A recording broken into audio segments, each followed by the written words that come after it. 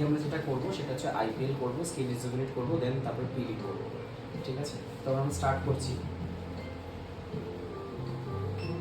লাগছে না লাগছে কোনো ইরিটেশন, না জ্বালা? না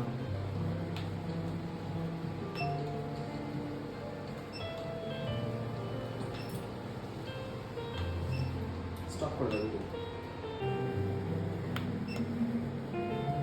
লাগলো? লাগছে?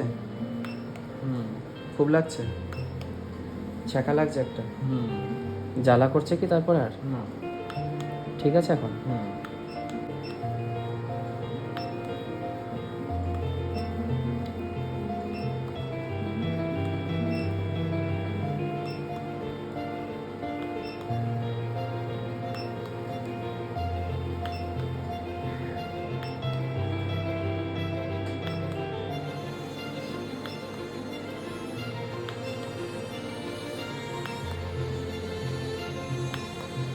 আমার সব থেকে বড় ভুল, জ্বালা করছে গো কোথাও?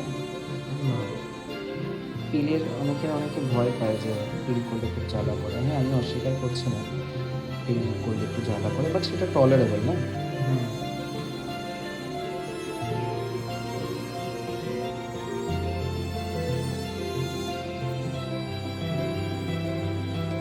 তোমার পুরো ব্ল্যাক প্যাচগুলো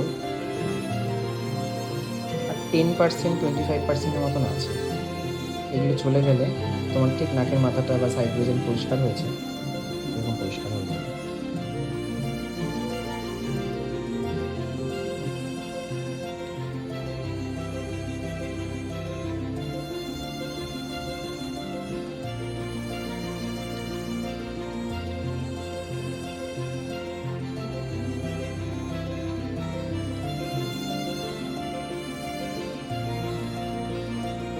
জ্বালা করছে কোনো? ইরিটেশন হচ্ছে হালকা? টলারেবল, তাই তো? খুব সুন্দর ফস্টিং হয়েছে, ঠিক আছে? এই সাদা সাদা হয়ে আছে, ঠিক আছে? এগুলো দেখে ভয় পাবে না। এগুলো 2-3 দিন পর থেকে এক্সফোলিয়েট হতে শুরু করবে, ঠিক আছে? এই সময়টা তুমি একটু সাবধানে থাকবে, সান এক্সপোজ হবে না বেশ কিছুদিন, ঠিক আছে? যতটা পারবে ছাতা রুমাল বেঁধে বাইরে যাওয়ার চেষ্টা করবে। অবশ্যই বাড়ি থেকে বেরোনোর আধ ঘন্টা আগে ময়শ্চারাইজার দেন সানস্ক্রিন, বেশি বেশি করে ময়শ্চারাইজার মাখবে, তার আগে সানস্ক্রিন। আর 4 দিন কোনো ফেস ওয়াশ করতে পারবে না, হ্যাঁ? শুধু ঠান্ডা জল দিয়ে মুখে ঝাপটা দিয়ে মুখটা ধোবে, এটাই হবে তোমার, এইভাবেই হবে মুখ ধোয়া, ঠিক আছে? স্কিনে কোনো রকম রাফ করা যাবে না, ডোলে ধোয়া যাবে না, বা ডোলে কোনো কিছু লাগানো যাবে না।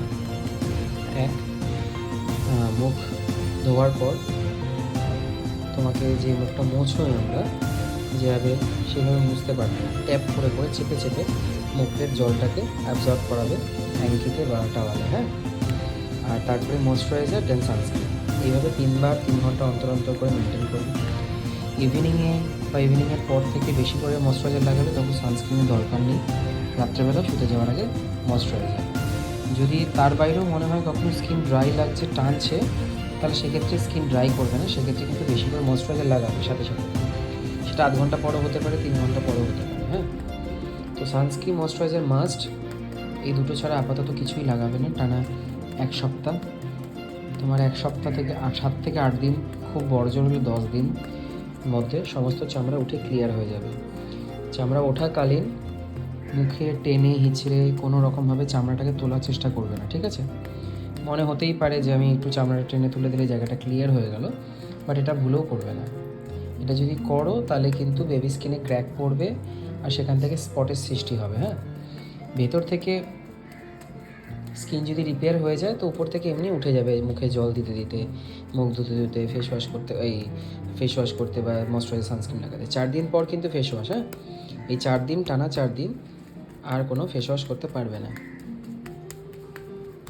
সুন্দর ফাস্টিং হয়েছে বলে বেশি বেশি করে ময়শ্চারাইজার দিচ্ছি। মনে হতে পারে যে অনেক ময়শ্চারাইজার দিয়েছি, কিন্তু না, এটা দরকার, এটা এখনই টেনে নেবে।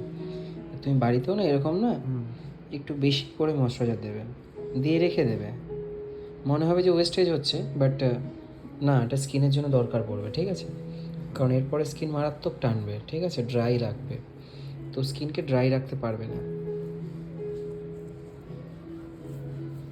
করলেই বিপদ।